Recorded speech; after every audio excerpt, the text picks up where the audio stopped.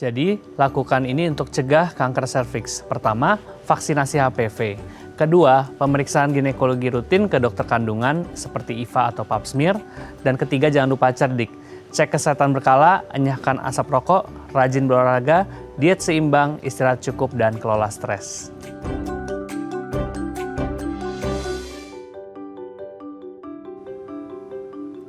Halo pemirsa, apa kabar? Senang sekali saya Astia Dika bisa kembali menemani Anda di program talk show yang syarat informasi inspiratif, apalagi kalau bukan bincang sehati.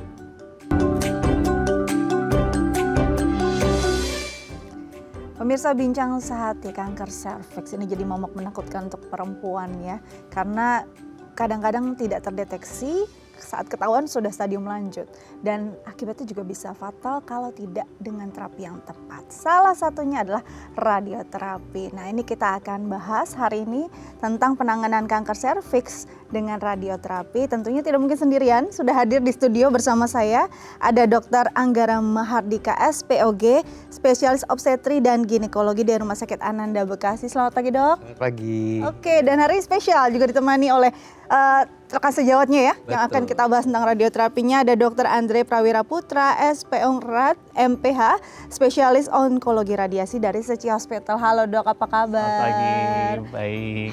Ini mukanya senyumnya sumringah walaupun yang kita bahas serem sebenarnya ya, kanker serviks. Sebelum masuk pada terapi kanker serviks dan sebagainya yang mungkin kadang-kadang jadi hal yang parno buat kita perempuan, kita bahas dulu nih mitos atau faktanya seputar kesehatan perempuan. Yang pertama, saya mau ke Dokter Angga dulu. Terinfeksi HPV berarti menderita kanker serviks, benar atau enggak? Itu satu fakta. Jadi terinfeksi HPV atau Human Papilloma Virus itu adalah salah satu penyebab mengapa terjadinya kanker serviks. Namun bukan berarti ketika terinfeksi akan serta-merta harus langsung terkena penyakit tersebut. Karena HPV tersebut ada beberapa strain-nya, ada berbagai jenis-jenisnya. Jadi kalau misalnya terinfeksi HPV yang strain yang bukan ke arah keganasan, itu mungkin hanya terjadi kutil kelamin misalnya.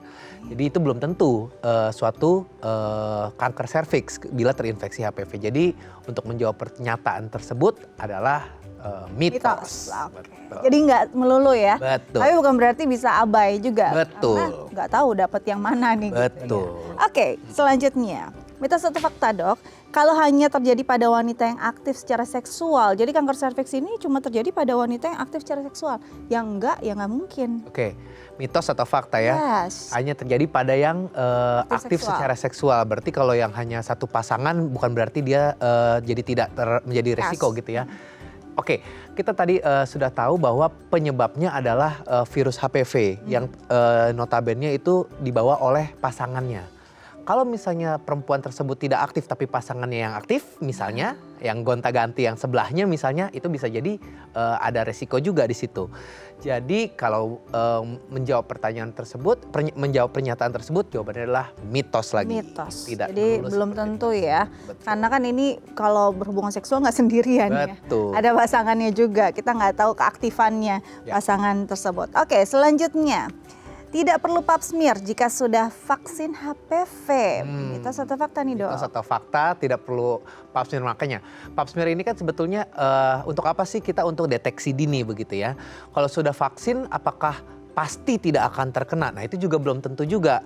Ada beberapa kondisi memang hanya meringankan, artinya meringankan gejala atau bahkan tidak menjadi yang lebih lanjut gitu. Itu bisa juga. Tapi tetap sih sebetulnya untuk perempuan dianjurkan untuk pap smear secara rutin. Jadi walaupun sudah vaksin, pap smear tetap harus dikerjakan. Jadi jawabannya lagi-lagi mitos lagi. Mitos lagi ya. Oke, selanjutnya kanker serviks adalah penyakit keturunan. Apa iya, Dok? Kalau orang tua kita ada CA serviks, anaknya juga nih. Berarti fakta. Ya tentu saja ini tidak sesuai ya. Kita sudah bahas bahwa ini adalah penyebabnya tadi adalah virus, infeksi dari virus dan tidak ada hubungannya dengan genetik atau keturunan. Jadi jelas ini jawabannya adalah mitos. Nah, ini yang paling penting nih untuk Dokter Andre terakhir nih mitos faktanya. Mitos atau fakta kalau angka harapan sembuh kanker serviks itu kecil. Ini saya langsung jawab mitos ya. Langsung mitos. Ya, karena memang sebenarnya tergantung stadium ya kan. Kalau misalkan bisa diketahui secara dini atau stadium awal, justru angka harapan hidupnya cukup baik gitu loh. Oke. Bahkan bisa sampai lebih dari 90% kalau ditangani dengan tepat. Artinya yang stadium sangat awal penanganannya biasa dengan operasi. Kemudian kalau stadium lokal lanjut itu bisa kemoradiasi. Dan artinya tapi dengan catatan ya pasien yang sudah ditangani dengan baik dan sudah bebas dari kanker ya tetap harus kontrol rutin karena kankernya memang punya potensi muncul lagi. Relapse lagi Ya. gitu ya. Nah, jadi 90% bisa sembuh. Nggak kecil-kecil banget, nggak kecil malah sebenarnya kalau ditangani dengan tepat. Salah satunya dengan terapi tadi, radioterapi ya. Nanti kita akan bahas lebih lanjut lagi dan kita akan kenalan dengan kanker serviks ini di segmen berikutnya setelah jeda ya. Pemirsa jangan kemana-mana, tetap bersama kami di Bincang Sehati.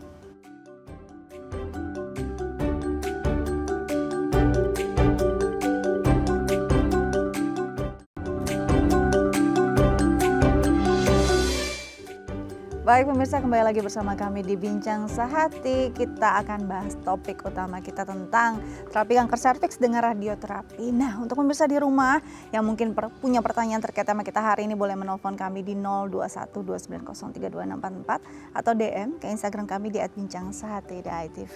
Kita lanjut lagi dengan dokter kita hari ini, Dr. Anggara Mardika SP, UGS, spesialis obstetri dan ginekologi dari Rumah Sakit Ananda Bekasi, dan juga Dr. Andre Prawira Putra SP Ongrat MPH, spesialis onkologi radiasi dari Seci Hospital. Kita kenalan dulu nih sama momok bagi kaum perempuan si kanker serviks. Kan kadang-kadang kita ya taunya kita punya alat reproduksi tapi anatomisnya nggak paham, terus posisinya ada di mana gitu ya. Sebenarnya untuk kanker serviks ini masalahnya ada di bagian mana pada reproduksi perempuan? Baik, jadi serviks itu ya, jadi bahasa Indonesianya adalah leher rahim. Leher rahim itu letaknya itu kalau di bagian luar itu nggak akan kelihatan. Jadi dia harus ada lewat liang vagina dulu. Kemudian itu tempat melakukan intercourse atau hubungan seksual. Kemudian di situ ada ketemu leher rahimnya. Leher rahim itu bentuknya tuh seperti bulat gitu ya. Kalau kita lihat dengan alat namanya inspekulo, kita bisa lihat dan posisinya itu ada di dalam. Jadi secara kasat mata kalau pasien tidak melakukan posisi litotomi atau seperti kayak mau lahiran dan dilakukan pemeriksaan itu tidak akan kelihatan. Oke. Karena posisinya di dalam banget gitu kan. Nah, kondisi ketika ini sudah terpapar benda asing, kita sebutnya benda asingnya baik itu hubungan seksual atau mungkin terpapar benda asing yang lain gitu ya, trauma misalnya atau apa, itu sudah udah shieldnya udah terbuka tuh, artinya dia udah terpapar dengan Udah nggak tersegel eksternal. Iya, ya. ibarat kata gitu. Nah, ketika itu tidak tersegel lagi, berarti risiko untuk dia terpapar virus HPV ataupun virus-virus yang lain atau kuman bakteri lain itu lebih besar. Oke. Dan risiko memiliki kanker serviks ke depannya itu juga sudah ada jadinya. Gitu. Jadi pada perempuan yang memang mungkin nggak pada perempuan yang tidak pernah hubungan sama sekali dan selalu tersilt, risiko itu terjadi kemungkinan sangat kecil karena itu tidak ada paparannya, dia nggak kena tuh si serviksnya atau leher rahimnya kena sama paparan luar gitu. Tapi once dia sudah pernah hubungan atau menggunakan alat apapun begitu ya, karena ketika kita di era sekarang itu tidak hanya dengan hubungan seksual, ada mainan atau apa itu yang bisa sudah memaparkan dia kepada benda asing, itu akan menyebabkan dia bisa terinfeksi oleh virus HPV atau human papilloma virus. Jadi bisa dibilang semua perempuan yang pernah melakukan hubungan seksual ataupun terpapar dengan benda asing lainnya punya potensi yang hampir sama. Betul sekali. Mindset itu yang harus dicamkan oleh semua perempuan, terutama perempuan Indonesia. Jadi jangan berpikir bukan saya kok ini bukan bagian hidup saya, enggak juga ya. Kita punya potensi yang sama. Gimana caranya ya harus deteksi dini gitu. Betul. Nah, untuk deteksi ini kan berarti karena paparan virus HPV, dokter juga sempat tadi menyinggung di segmen sebelumnya, virusnya tuh banyak banget ya, Betul. nomor-nomornya ya. Betul. Nah ini untuk si familiar ya kamu ya berarti ya dengan yes. virus tersebut, betul. Oke, nah untuk si kanker serviks, virus yang mana dengan label yang mana nih? Oke, jadi kita punya banyak strain. Jadi sebenarnya strain yang paling terkenal untuk menyebabkan kanker itu adalah nomor 16 dan 18. Itu yang paling terkenal, yang memang sudah tercipta vaksinnya. Jadi untuk membuat si virus itu tidak berkembang lebih lanjut dan membuat suatu perubahan di sel, itu vaksinnya sudah ada, nomor 16-18 dari dulu. Nah, kemudian beberapa perusahaan farmasi mencoba mendevelop, menambahkan beberapa strain-strain lain yang notabene termasuk non-onkogenik atau tidak menyebabkan kanker, tapi menyebabkan misalnya kutil kelamin gitu, seperti nomor 6, nomor 8 gitu. Kemudian ada nomor 30, 31 dan sebagainya, itu yang memang sudah secara penelitian dilihat dapat menyebabkan suatu penyakit klinis gitu di pasien. Nah, sekarang vaksin-vaksin ini sudah berkembang dan sudah bisa di-applied, dan memang si HPV ini yang tadi nomor 16-18 ini adalah yang menyebabkan kanker sebetulnya. Nah, jangan salah, tidak hanya kanker di serviks saja. Si virus ini bisa menyerang vulva tuh bagian di bibir kelamin, anal, anus ya di bagian belakang, kemudian orofaring di bagian mulut ya. Pada laki-laki bisa di penis, di penil, di penile ya, jadi penile cancer. Gitu ya. Kemudian tadi itu jadi di bagian vulva, penile, dan memang daerah-daerah yang sifatnya mukosa yang memang bisa memaparkan virus tersebut. Nah, kita tahu bahwa lifestyle seks orang berbeda-beda. Jadi tergantung dari lifestyle seksnya apa, disitulah virus itu akan mengena dan bisa menyebabkan HPV menyebabkan cancer. Jadi nanti jangan kaget kalau misalnya HPV tapi nggak hanya di serviks saja, misalnya bisa terjadi di belakang gitu, lubang belakang misalnya gitu, pada kondisi-kondisi baik perempuan atau laki-laki gitu. Wow, pagi yang indah ya ini. Luar biasa. Perbincangannya benar-benar menyeramkan. Nah, tapi kan untuk sampai di titik itu tuh prosesnya ada yang sampai nggak tahu gitu kan ya dok, kok nggak kelihatan ada masalah, tiba-tiba sudah stadium lanjut, tiba-tiba sudah ke dokter Andre gitu ya. Ini kalau ke dokter Andre dulu, grafiknya gimana dok akhir-akhir ini? Orang yang akhirnya harus ke dokter, ini kan berarti posisinya sudah stadium lebih dari 2A tadi ya dokter bilang ya. Nah ini grafiknya sendiri seperti apa? Artinya kalau di Indonesia sendiri, kejadian kanker serviks ini merupakan kejadian yang paling tinggi di Asia Tenggara. Jadi dibandingkan seluruh negara di Asia Tenggara, Indonesia ini menempati posisi nomor 1. Nah, kalau kanker tertinggi masih kanker payudara di Indonesia. Nah, kanker serviks itu kanker nomor 2. Tanpa melihat jenis kelamin, artinya banyak sekali. Karena kan yang bisa kena hanya perempuan, ya kan? Tetapi tetap dia nomor 2. Nah, dan yang datang ke kita itu cenderung lebih banyak yang lokal lanjut, artinya bukan yang awal gitu ya. Nah, kalau awal tentunya pasti sudah ditangani oleh dokter Angga, karena kan yang stadium di bawah 2A itu semua operasi, ya kan, dan operasi nggak semuanya harus diradiasi. Kalau datang ke kita stadium awal juga pasti kita kembalikan ke dokter obstetri ginekologi gitu. Tapi kalau sudah 2A ke atas, memang penanganannya dengan kemoradiasi, dikombinasi dengan kemoterapi seminggu sekali, tetapi radiasinya setiap hari. Dari yang 2A ke atas ini rata-rata usianya bisa diklasifikasikan nggak?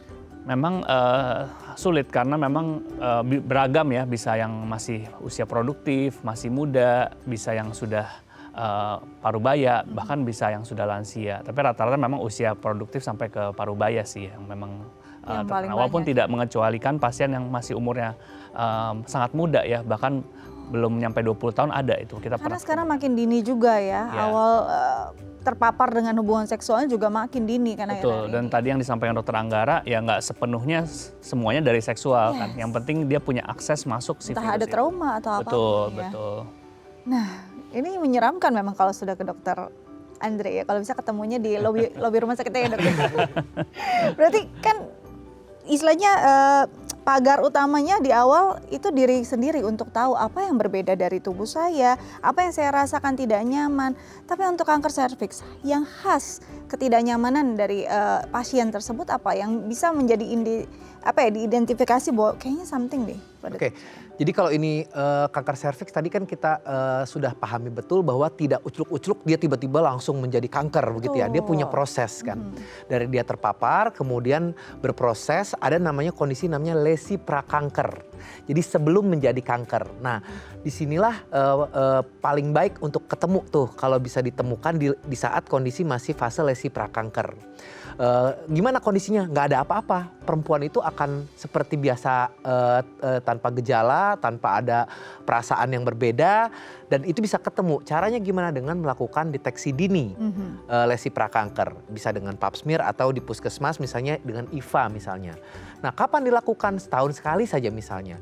Kalau di luar negeri pemeriksaan ginekologi examination itu rutin dilakukan oleh perempuan yang sudah hubungan seksual. Jadi mereka rutin akan setiap tahun dia akan memeriksakan apakah dia terinfeksi. Karena selain cervical cancer atau HPV ada beberapa kuman-kuman lain yang memang tertransmisi atau lewat hubungan seksual bisa didapatkannya. Ya. Nah, pemeriksaan rutin tersebut setiap tahun ini diperlukan untuk memastikan tidak sampai jatuh ke lesi prakanker. Yang sulit itu di Indonesia ini masih menganggap pemeriksaan di bagian bawah ini seperti kondisi yang tabu, menyeramkan dan seperti kayak aduh saya enggak kok saya enggak kenapa-napa kok udah ntar aja karena nggak bisa terima kenyataan juga kadang-kadang ya, Dok. bisa gitu atau memang malas aja takut gitu loh. Kalau saya tahu nanti malah jadi kenapa-napa. Iya, tapi malah jadi terlambat gitu loh. Nah, jadi artinya kalau tadi ditanya apakah apa yang dirasakan sebetulnya lebih bagus periksa duluan gitu sebelum dirasakan. Karena kalau memang sudah dirasakan contohnya adanya keputihan yang banyak, kemudian adanya perdarahan pasca seksual kontak.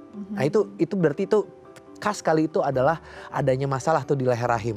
Jadi pasca hubungan seks, kemudian saya berdarah setiap habis hubungan seks gitu. Atau, langsung itu ya, Dok? Ya biasanya langsung. Jadi begitu hubungan seks, begitu berdarah, ketika periksa udah stadium 3A gitu. Itu sering banget kayak gitu. Makanya tadi Dokter Andre katakan banyaknya kanker di Indonesia itu di Asia Tenggara nomor 1 karena sudah terlambat semuanya. Selalu datang udah nungguin gejala apa yang dirasa tadi yang dikatakan gitu. Karena khas dong, kalau nggak sakit nggak ke rumah sakit. Nah, iya.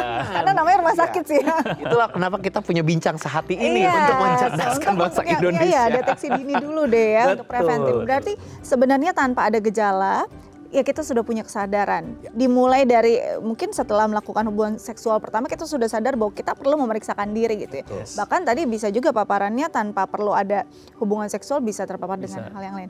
Mulai dari kapan sampai usia berapa pap smear itu bisa dilakukan? Reproduktif, usia reproduktif sudah mulai kerjakan. Jadi kalau memang sudah dirasa tadi ya sudah hubungan sudah menikah ya kalau di Indonesia atau sudah hubungan seksual, segera periksakan itu setiap setahun sekali. Jadi rutin check up namanya, gynecological medical routine check up. Jadi setiap tahun periksakan. Dan data tersebut harusnya terupdate 1 tahun sampai 3 tahun sekali. Jadi misalnya ada yang perlu kembali 3 tahun sekali ya berarti 3 tahun sekali. Atau yang perlu setahun sekali. Kapan itu kita lihat klinis? Nanti kita lihat bagaimana hasil temuannya. Apa sih, tahu seru nih. Apa yang membedakan 1 tahun dan 3 tahun sekali? Jadi nanti kan kita bisa bandingkan tuh, misalnya di leher rahim itu misalnya kita dapati adanya cervicitis gitu ya, ada peradangan gitu. Kemudian kita nanti kan juga akan lakukan swab ya, nanti di situ akan kita swab dan biasanya kita juga lakukan HPV examination juga pada sampling dari vagina tersebut, dari cervix tersebut.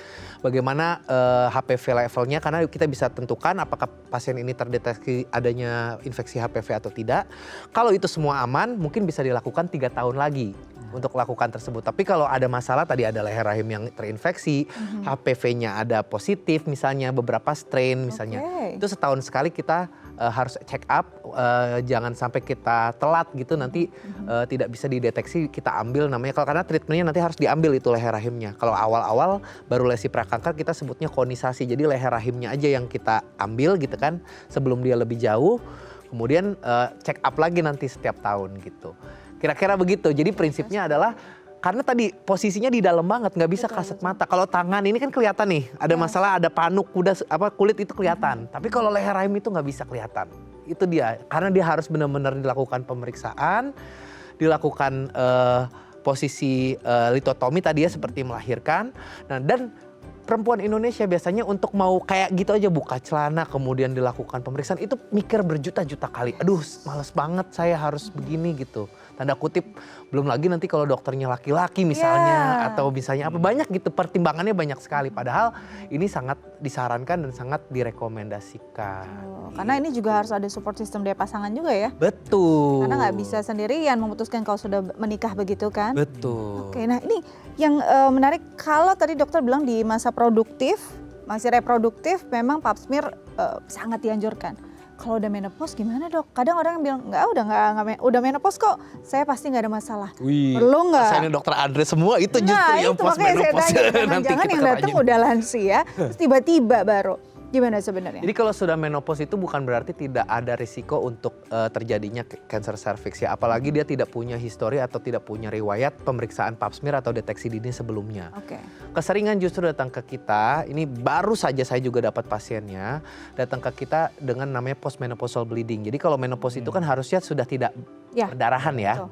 Jadi harusnya sudah tidak menstruasi lagi, sudah bahasa kami udah tutup warung lah Iya. istilahnya. Iya. Nah kemudian tiba-tiba di usianya dia yang 55-56 tahun ini tiba-tiba dia ada perdarahan. Biasanya merasa loh kok saya haid lagi gitu. Dikiranya begitu. Kok Udah saya lagi. menstruasi Lebih muda lagi Jadi ya. merasa waduh ini jangan-jangan saya keguguran nih. Saya hamil tapi saya gugur. Ada juga yang berpikir Oke. seperti itu. Dan ternyata ketika kita lakukan pemeriksaan di bawahnya udah terjadi CA cervix. CA ya, bukan lesi prakanker lagi. Udah Jadi CA. sudah cancer. Dan bertemulah dengan Dan ketemu dokter Andre kalau dia stadiumnya sudah di atas 2. Oke, aduh. Jadi apa ya, bukan mengerikan sih. Jadi tamparan juga buat kita kaum perempuan yang selama ini kita merasa masih sehat, masih oke, nggak ada tindakan preventif, nggak ada pencegahan. Tiba-tiba kan kalau ketemu dua dokter ini kan jadi menyeramkan ya. Nggak apa-apa, ketemunya di Bincang Sehati aja. Nanti kita lanjut lagi, tapi usai jeda, pemirsa jangan kemana-mana, tetap bersama kami di Bincang Sehati.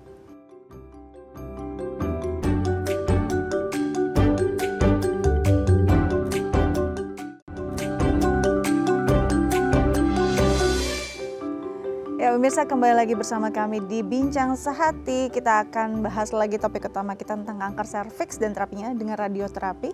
Dan untuk pemirsa di rumah yang mungkin punya pertanyaan terkait tema kita hari ini, boleh menelpon kami di 0212903244 atau DM ke Instagram kami di @bincangsehati.itv. Kita lanjut lagi dengan Dr. Anggara Mahardika, SPOG, spesialis obstetri dan ginekologi dari Rumah Sakit Ananda Bekasi, dan juga Dr. Andre Prawira Putra, SP Ongrat MPH, spesialis onkologi radiasi dari Seci Hospital. Oke, tadi kita sempat di saat break bertanya-tanya ya, ini terapinya kan macam-macam, mulai dari operasi sampai ke radioterapi. Yang sampai harus ke radioterapi itu kondisinya sudah seperti apa sih dok? Kita biasa sebutnya stadiumnya sudah lokal lanjut ya. Artinya biasanya dia sudah dari segi ukuran dan juga keterlibatan dari kelenjar getah bening. Ya kan, kalau misalkan dia masih istilahnya masih di serviksnya aja, terus ukurannya masih cukup mumpuni untuk diangkat, ya biasa tetap dilakukan operasi. Itu metode yang paling efektif dan paling cepat lah, itu kita bisa mengangkat. Tapi kalau memang dia udah cukup besar sampai ukuran tertentu, nah itu dia akan meningkatkan risiko bleeding yang tinggi dan risiko kekambuhannya justru yang juga tinggi kalau diangkat. Makanya setelah dia udah 2A2 atau 1B3 2A2 ke atas, itu biasanya kita sudah anjurkan kemoradiasi seperti itu. Nah ini untuk radioterapi sendiri, untuk khususnya yang CA cervix ini ya, mungkin banyak perempuan ya, tadi dokter bilang mau buka, istilahnya mau buka celana untuk pemeriksaan aja udah mikir berkali-kali, apalagi mau di radioterapi. Mungkin gambarannya secara sederhana apa yang akan dilalui oleh sang pasien? Betul, artinya memang tata laksana dari kanker apapun ya adalah multidisiplin. Di sini kita ada dokter Anggara dari obstetri ginekologinya, kita dari onkologi radiasi. Tentu kita akan melakukan memiliki satu tim ya kan untuk menangani pasien ini. Jadi artinya segala macam kegundahan, kegalauan pasien biasanya sudah diatasi oleh dokter obstetri ginekologinya. Akhirnya dia mau confident untuk berobat. Nah di radioterapi ya yang jelas kita punya prinsip 3 tepat ya. Kalau kata guru kita 3 tepat, tepat target, tepat dosis, tepat waktu.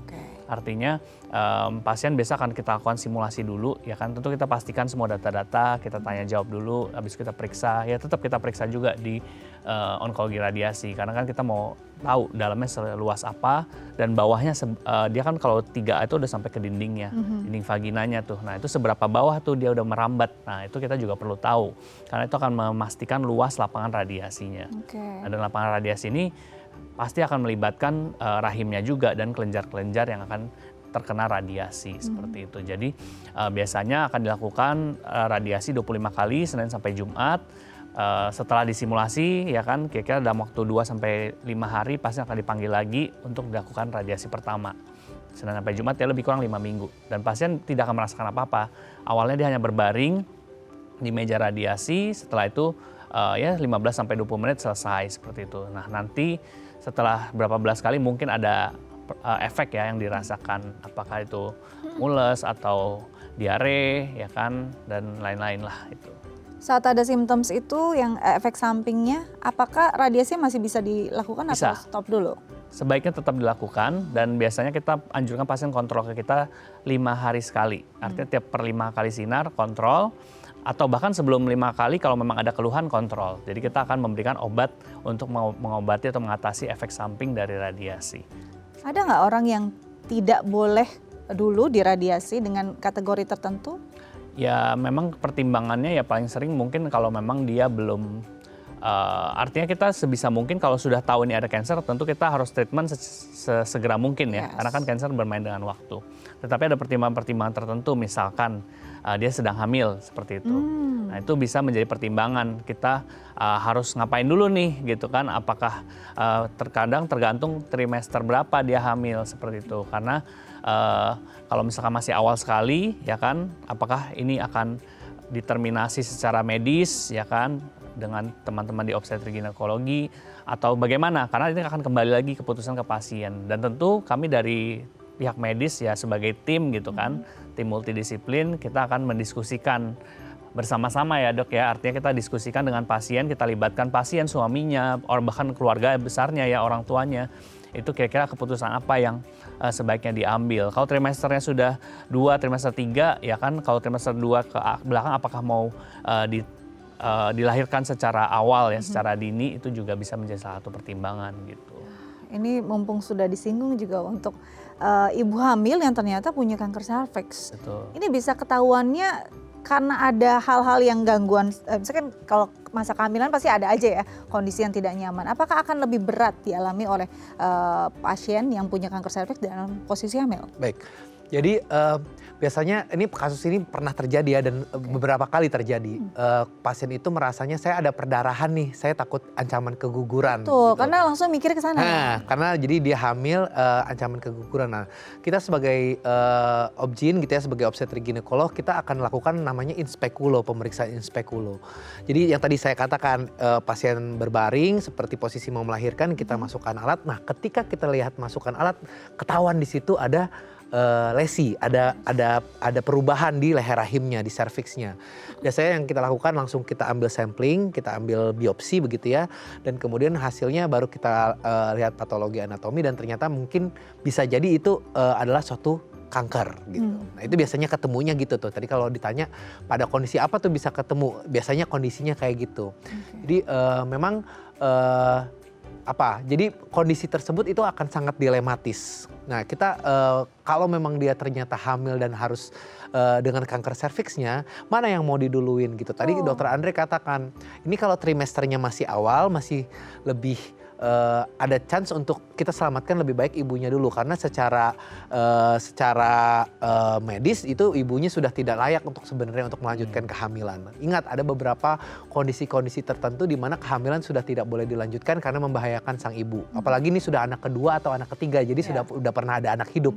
Jadi itu akan kami rekomendasikan secara keras untuk menyelamatkan ibunya dulu, baru jabang bayinya. Nah, bagaimana dengan kondisi yang sudah misalnya tadi trimester 2, trimester 3? Prinsipnya ketika kita sudah menemukan kanker serviks di depan mata yang sangat-sangat silent killer ini, jadi begitu udah ketahuan harus treat segera. Itu prinsipnya. Nah, treat ini yang akan kita sampaikan kepada pasien dan biarkan pasien yang memilih. Tadi dokter Andre katakan, kalau misalnya dia masih di atas, kalau dia sudah 28 minggu aja, itu bisa kita lahirkan dengan kekuatan perinatologi gitu ya, dengan ruang bayi kecil dan segala macam, itu mungkin dua-duanya bisa selamat. Selamat ya. Itu, tapi tentu saja kalau misalnya dia ditanggung gitu ya, usia 15 sampai 24 minggu gitu misalnya di usia tanggung gitu, lagi-lagi kita akan tanyakan kepada pasien ya pilihan apa yang mau dipilih. Semakin lama kita menunda, semakin grogotin itu si kankernya itu menjalar Efeknya kemana. nggak untuk si janin dok? Untuk dari Iya, kankernya. dari kanker ya. Itu tadi kalau di janinnya pasti nomor satu biasanya dia akan mengalami IUGR, intrauterine growth retardation. Jadi biasanya ya, tapi tidak selalu harus sih. Tapi memang yang paling kita takutkan adalah adanya pertumbuhan di dalam rahim yang terganggu karena itu karena nutrisinya. Terus yang kedua dia akan mengalami kontraksi-kontraksi terus karena di situ kan terjadi peradangan tuh di leher rahimnya terjadi peradangan karena kanker tersebut. Dia akan alami kencang-kencang terus perutnya selama kehamilan gitu. Biasanya itu yang akan kita lebih takutkan. Dan in the end ujung-ujungnya bayinya juga tidak lahir dengan kondisi yang bugar gitu bisa jadi. Jadi memang sangat dilema gitu. Itulah kenapa sebaiknya ketahuan lebih dini dibanding kalau sudah kondisi yang tadi kita dapati. Tapi memang ada itu kasusnya betul. Hamil Dan dalam kondisi ini apakah masih ada kan orang pengennya lahiran sesuai lahirianya ya normal dan segala macam. Tapi kan serviksnya bermasalah nih dok. Oh tentu saja itu bukan pilihan. Sama sekali. Lahir per vaginam dengan kondisi kanker serviks bukan pilihan. Pasti kita per abdominal. Kita akan lahirkan seksio cesaria. Bayangkan bagaimana itu di bawah itu Betul, tidak akan ada makanya. pembukaan. Itu sudah keras banget ya nggak akan mungkin. Udah nggak mungkin dan itu pasti sangat pilihan. tidak nyaman untuk si ibu dan juga Sangat beresiko. membahayakan. Bahaya itu udah bukan tidak nyaman lagi. Ini sudah berbahaya. Jatuhnya sudah berbahaya kalau tetap dipertahankan mau dicoba lewat bawah itu sangat berbahaya. Makanya yang diperlukan memang tadi ya tindakan preventifnya, cegah dulu ya, Cegah dulu. kenali lebih awal jadinya kalau ada masalah pun sudah bisa ditangani lebih cepat. Oke, Yes. nanti kita lanjut lagi nih dok ya, makin seru karena kan orang langsung berpikir kalau sudah kena, apalagi untuk perempuan ya, kena di reproduksinya kanker kayaknya udah deh. Tinggal menghitung hari gitu, tapi ternyata dengan kehadiran teknologi yang luar biasa, ada dokter Andre juga yang bisa membantu ini, harapan hidupnya lebih tinggi. Lebih tinggi. Nanti kita lanjut lagi ya. Siap. Tapi usai jeda. Pemirsa jangan kemana-mana, tetap bersama kami di Bincang Sehati.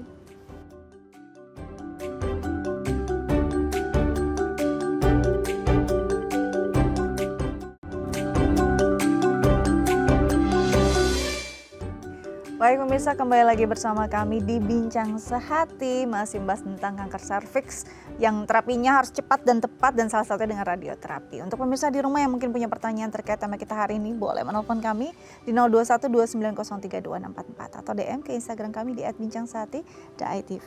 Kita lanjut lagi dengan Dr. Anggara Mahardika SPOG, spesialis obstetri dan ginekologi dari Rumah Sakit Ananda Bekasi, dan juga Dr. Andre Prawira Putra SPOG MPH, spesialis onkologi radiasi dari Seci Hospital. Oke, dari Dokter Angga pastinya kalau memang kondisinya sudah parah akan dialihkan ke ya udah terapi radioterapi. Tapi banyak yang no, itu saya akan disinar, saya akan mendapat radiasi, ini akan berbahaya. Jadinya better saya cari dulu alternatif lain. Yeah. Gimana dok? Biasanya penundaan semacam ini akan terjadi seperti apa? Betul, artinya banyak kita temukan di lapangan ya kan, termasuk yang di seperti di Dokter Anggara juga, di teman-teman onkologi radiasi juga, dia sudah tahu ada cancer, dia akhirnya mencari alternatif dulu karena mungkin ada fear ya, ketakutan terhadap fear of the unknown, fear of the treatment, ketakutan pengobatan.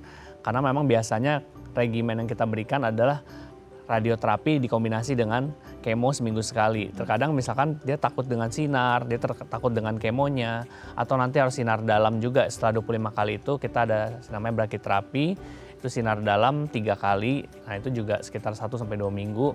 Nah itu mungkin juga bagi pasien ya khawatir atau takut sehingga dia mencari treatment lain dulu nih.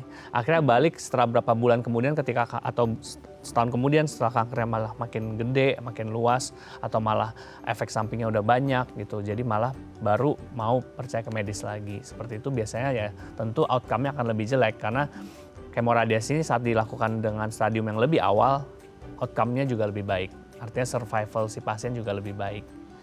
Apalagi ini kan komitmen panjang ya, 5 hari dalam 1 Senin minggu. sampai Jumat sampai 25 kali. Artinya dalam 5 minggu sinar luarnya selesai, setelah itu dilanjutkan dengan sinar dalam. Biasanya sekitar 3 kali. Kan gak semua orang bisa bertahan dengan komitmen ya. Komitmen pasangan aja bisa buyar gitu ya. Apalagi komitmen sama dokter radioterapi ini. Kalau stop di tengah, apa yang terjadi? Kita tidak anjurkan adanya penundaan, apalagi sampai berhenti. Karena artinya ya biasanya penelitian itu sudah membuktikan nih dengan treatmentnya harus sekian dosisnya. Harus 25 kali. Nah kalau dia berhenti di fraksi ke-15, artinya seluruh kanker ada sebagian yang belum mati. Sehingga dia bisa bounce back, dia bisa balik lagi, dia bisa tumbuh lebih cepat lagi. Jadi jangan sampai ada penundaan atau berhenti karena alasan yang apapun lah ya, sebaiknya tidak ada penundaan. Kalau berhenti di tadi mungkin di terapi ke-15, tinggal jalani sisanya atau ada kemungkinan justru akan... Betul, karena kalau dia berhenti terus nanti saya lanjutinnya 2 bulan lagi saya mau jalan-jalan dulu gitu kan. ada pasien seperti itu, saya mau keluar kota dulu atau keluar negeri dulu. Nah itu berisiko sekali karena ketika dia balik dengan kondisi yang sudah progres, artinya kita harus memberikan dosis yang lebih tinggi dan itu kan kita sudah berikan 15 misalkan sebelumnya. Terus kita mesti lanjutin lagi. Itu akan kita hitung ulang, kita harus pertimbangkan juga dengan efek samping karena ada organ-organ sehat di dekat serviks ya seperti kantong kemih, seperti usus, rektum gitu kan. Nah itu semua kulit, itu semua harus dipertimbangkan. Jadi artinya ya kalau sudah mulai harus komit nih sampai selesai gitu. Tentunya ya dukungan dari keluarga, dari suaminya, dari anak ya atau orang tua. Nah itu sangat-sangat penting karena kan dia harus setiap hari datang ke rumah sakit gitu. Ini support sistemnya ya dari keluarga yang luar biasa gitu kan. Kalau tidak dijalani tanpa adanya dukungan yang luar biasa nggak akan bisa selesai nih 25 gitu ya. Kayaknya 2 aja udah give up. Iya. Oke, nah dalam proses pasien memang menjalani radioterapi, apakah ada, kan tadi dokter bilang saling bersinergi.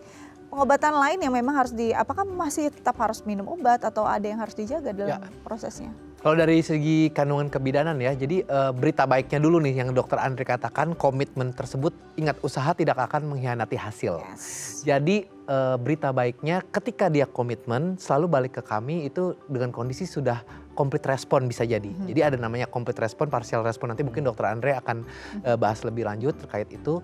Tapi yang jelas berita baiknya dia bisa betul-betul tidak ada gangguan dan tidak ada perdarahan dan tidak ada masalah pasca komitmen tadi dijalankan selama 5 minggu berturut-turut tadi. Dan dalam masa tersebut memang itu kalau memang terjadi ada karena kanker serviks itu kalau misalnya kita tahu ada organ sekitar ya yang memang bisa terdampak dari kanker tersebut. Misalnya dia ada gangguan ke ginjal begitu ya, karena dia penekanan ke ureternya gitu ya, atau ke ususnya misalnya ada gangguan tersebut. Selama itu masih ada gangguan tersebut, itu yang kita obati saja untuk meringankan gejala pasien. Itu yang mungkin yang akan kita lakukan untuk mensupport pasien dalam proses radiasi yang 5 minggu tadi. Dan tadi dikatakan ada beberapa kemoterapi, yaitu memasukkan zat kimia begitu ya di dalam badan pasien tersebut yang akan membuat sel tersebut lebih sensitif terhadap sinar. Jadi ketika bahasanya lebih sensitif artinya apa? Jadi dia lebih mati gitu loh, si sel kankernya tuh lebih matinya lebih cepat gitu dengan kita berikan si kemoterapi tadi. Nah itu yang akan kita juga berikan kepada pasien. Jadi kita berikan kemoterapi untuk membantu mengajuvan istilahnya, membantu si sinar radiasi untuk bisa bekerja lebih efektif. Itu beberapa hal-hal yang bisa kita kerjakan. Bisa dikerjakan sebelum sinar biasanya atau in between sinar, itu juga nanti tergantung dari kondisi pasien. Kalau paling ideal memang sebelum sinar dulu kita kerjakan, kemudian lanjutkan baru di sinar gitu. Tapi tadi ketika sudah terdiagnosis tersebut, biasanya kita selalu akan memanggil pasien dan sekeluarga gitu ya. Kita akan lakukan family meeting namanya. Kita akan bahas, ini butuh komitmen betul-betul. Support system dari satu pasien ini harus suaminya, anaknya misalnya ya, kalau ada anaknya atau tantenya, omnya, semuanya ini harus tahu. Karena nanti kalau misalnya itu ganti-gantian nganterinnya misalnya. Karena agak sulit kalau memang pasien hanya sendiri datang ke rumah sakit gitu ya, karena untuk nanti bagian administrasi dan segala macamnya gitu. Tapi yang jelas itu yang bisa kita kerjakan tadi, terapi lain, tadi sinar, kemudian terapi organ-organ, dan juga yang jelas bahwa support dari keluarga itu yang sangat penting. Oke, jadi kalau sudah komit justru ya itu tadi ada complete response ya. Jadi benar-benar akhirnya balik dengan senyum gitu ya, nggak aduh saya nggak kuat dok gitu, nggak kayak gitu. Nah complete response yang dimaksud tuh kayak apa dok? Complete response itu artinya ya bersih dari sel kanker yang bisa kita observasi ya, baik dengan pemeriksaan tadi in speculo, kita periksa dalam ya kan, kemudian diperiksa konfirmasi dengan imaging, radiologi atau dengan PET ya kan, pemeriksaan nuklir itu diperiksa dengan konfirmasi. Nah, konfirmasi ini biasanya kita kerjakan setelah sinar luarnya selesai, lalu sinar dalam 3 kali yang tadi. Nah, setelah itu kita biasa memberikan waktu 3 bulan pasca fraksi terakhir agar memberikan respon optimal untuk si kansernya sampai benar-benar semuanya mati dan sel sehatnya jadi recover lagi dan menghilangkan efek-efek inflamasi atau peradangan. Nah, setelah itu 3 bulan kemudian di imaging ulang, misalkan MRI dari panggulnya, di MRI semuanya, dilihat dari MRI, oh nih bersih nih seperti itu. Nah, dan diperiksa dalam juga biasanya juga sudah kelihatan sih kalau memang responnya bagus ya. Kalau yang responnya bagus tuh saat sinar ke-20 itu juga udah nggak ada lagi tuh kansernya, udah licin si porsio di si serviks leher rahimnya itu. Nah, tetapi kalau sebagian ada yang mungkin saat sinar dalam pun masih ada kansernya sedikit. Nah, nanti dalam kurun waktu 3 bulan itu ada efek secara tidak langsung dari radiasi yang akan mematikan si sel kanker. Nah, kalau sampai 3 bulan pasca itu kita MRI ternyata masih ada sisa, ya kan 30% sampai 90% itu kita sebutnya partial response. Jadi masih ada nih sisanya gitu kan. Apa nih tata laksana selanjutnya? Apakah mau di booster ataukah mau dilakukan operasi ataukah mau dilakukan apa? Jadi tata laksana selanjutnya itu nanti akan didiskusikan bersama tim obstetrik ginekologinya. Biasanya tata laksana yang akan dilakukan itu harus dijeda dulu kah atau seperti apa, Dok? Enggak sih, enggak ada jeda. Jadi kita ya kan karena sudah dilihat di jeda 3 bulan untuk ininya kan. Untuk observasi dengan radiologinya biasa seperti itu. Jadi dijeda 3 bulan, lihat perkembangannya. Ya, tapi kalau memang sisanya masih banyak banget, itu nggak pakai jeda karena udah jelas nih masih gede banget nih gitu kan. Masih mungkin diameternya masih 5 cm atau apa, artinya mungkin itu nggak respon. Atau responnya parsial yang ya mungkin bangsa 30% itu kan masih gede banget tuh. Nah, itu kita nggak pakai nunggu karena itu berarti masih besar ya. Apakah mau di booster dengan radiasi juga tapi khusus stereotaktik atau dengan brachytherapy khusus dengan implantasi dan lain-lain, itu biasanya ada. Apa sih yang bikin tidak merespons dengan baik? Apakah setiap individu punya respons yang berbeda-beda dan ada nggak yang harus dihindari gitu ya selama proses radioterapi dijalani? Tapi dibahasnya nanti ya, Dok ya. Siap. Saya jeda ya. Pemirsa jangan kemana-mana, tetap bersama kami di Bincang Saat ini.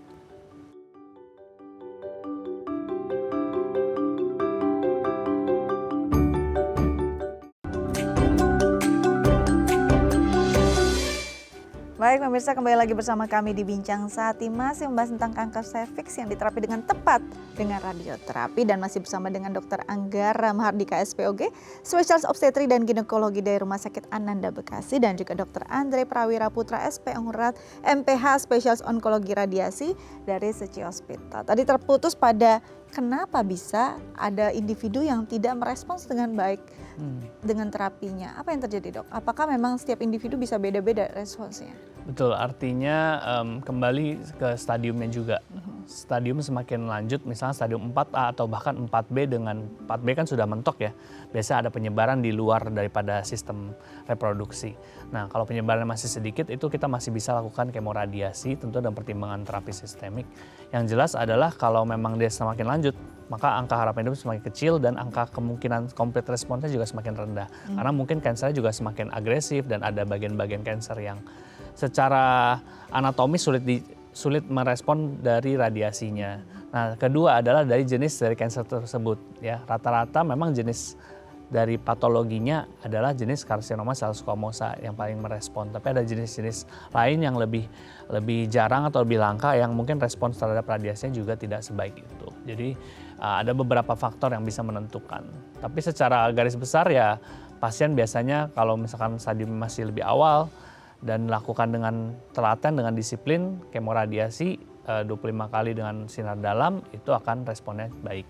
Jadi memang tergantung ya, apa yang diderita, respons dari tubuh setiap manusia berbeda-beda, ini yang akan jadi penentu. Nah, kalau kita bicara tentang alat reproduksi, orang pasti inginnya punya keturunan gitu ya. Dengan radiasi apakah masih ada kemungkinan? Kalau radiasi ya, kalau kasus-kasus yang mungkin pasiennya belum punya keturunan dan usia masih mumpuni nih, artinya dari segi reproduksinya dia tidak pernah ada masalah gitu kan, biasanya kita konsultasikan dulu ke dokter spesialis obstetrik ginekologi untuk melakukan yang namanya preservasi dari indung telurnya ya kan, karena kalau sudah masuk ke radiasi maka ya dengan dosis 20 gray aja biasanya dia sudah terjadi menopause yang terinduksi dari radiasi. Jadi pasca radiasi ya fungsi reproduksinya ya sudah seperti orang yang mengalami menopause. Berarti teknisnya akan diarahkan Ya, ke dokter Angga biasa nih. akan diarahkan. Apa yang biasa akan dilakukan? Jadi memang pada kasus-kasus keganasan ya cancer ya, not necessarily harus saya cervix, memang kanker-kanker yang akan memberikan mematikan sel-sel ya, akan dapat kemoterapi atau bahkan terapi sinar itu akan juga mempengaruhi ke reproduksi sistemnya, sistem reproduksinya. Kita ada satu bagian namanya oncofertility yang memang sudah dipunggawai banyak di Eropa, di Amerika, bahwa pada pasien-pasien dengan kanker akan mereservasi dulu kefertilitasannya. Bagaimana caranya? Bisa kita ambil indung telurnya, kita reservasi indung telurnya, jadi organnya yang kita ambil gitu ya. Kemudian nanti kita akan ambil telur-telurnya dari situ, atau bahkan kita harvest telurnya, kita tuai telur-telurnya. Jadi kita bikin telur-telur itu kita ambil, kemudian kita cooling, kita freezing embrio, freezing ovari ya, telur atau sel telurnya kita simpan. Kapan itu nanti mau dipakai, itu nanti tinggal dimasukkan ke surrogate misalnya. Jadi ke ibu yang lain untuk anak tersebut biar jadi surrogate. Atau bisa juga kita misalnya bila memungkinkan begitu ya, kita mencoba untuk dilakukan kehamilan dulu pada perempuan tersebut misalnya, kalau misalnya memungkinkan. Tapi biasanya itu jarang sekali, karena biasanya tadi yang prinsipnya kembali lagi ke awal, bahwa ketika cancer sudah ketemu sebaiknya segera untuk kita tata laksana. Itu kan sebetulnya prinsipnya ke situ. Tapi yang jelas cara-cara ini yang bisa diusahakan untuk bisa memiliki keturunan, yaitu tadi dengan preservasi indung telur atau sel telurnya. Gitu. Oke. Jadi masih ada harapan sebenarnya. Ya. Mungkin ini singkat terakhir dari kedua dokter ini, tips ya lebih baik mencegah daripada mengobati. Tipsnya agar tidak terkena kanker serviks mungkin? Dari saya ya, baik. Jadi paling baik adalah melakukan pemeriksaan ginekologi atau pemeriksaan bagian dalam serviks, leher rahim secara rutin, baik itu sudah menikah ataupun belum menikah. Jadi selalu lakukan pemeriksaan secara rutin, baik setahun sekali atau 3 tahun sekali atau 5 tahun sekali. Biasakan itu dan normalisasikan itu, bahwa dilakukan pengecekan bagian area di kewanitaan, karena kalau bukan dokter kandungan yang periksa siapa lagi gitu. Jadi harus dilakukan pemeriksaan tersebut secara rutin, biarkan dilakukan pemeriksaan, mau ada gejala mau dengan gejala sebaiknya tetap melakukan pemeriksaan. Jadi ketika itu sudah dilakukan pemeriksaan, pap smear secara rutin, IVA secara rutin, seharusnya ini bisa dicegah. Dan jangan lupa kalau bisa vaksin, lakukan vaksin human papilloma virus tadi. Itu dia. Cegah dulu. Kalau memang harus dihadapi, harapannya masih ada, masih mungkin punya keturunan dengan tata laksana tertentu, dan masih panjang harapan hidupnya. Betul. Kalau bisa ketemu dokter Andre ya di Secia Hospital. Terima kasih banyak dokter Angga dan juga dokter Andre. Ini kesempatan yang luar biasa kita bahas ini. Suatu hari nanti kita akan balik lagi nih ngobrol lagi ya dengan tema yang berbeda ya. Oke, pemirsa, sekian bincang sehati hari ini. Gimana tips dari dokter kami sudah dicatat semua. Semoga berguna untuk Anda, untuk menjaga kesehatan Anda dan juga orang-orang yang Anda sayangi. Saya nggak bosan untuk mengingatkan Anda mengunduh The Eye Plus di gawai Anda untuk bisa menggenggam inspirasi kapanpun, dimanapun. Saya Astia Dika pamit undur diri, sampai jumpa.